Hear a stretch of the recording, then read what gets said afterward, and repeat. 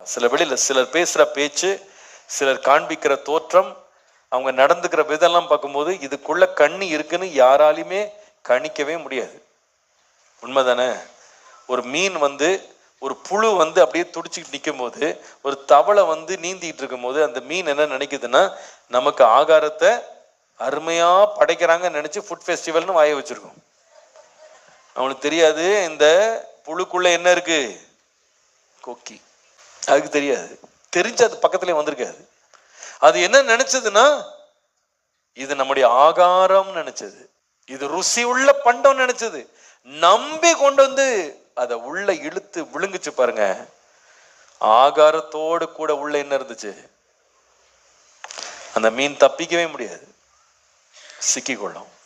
நம்முடைய வாழ்க்கையில சில வேளையில முக தோற்றத்துல நல்லா நம்மகிட்ட பேசி, நல்லா நடந்துகிட்டு, நல்ல காரியம்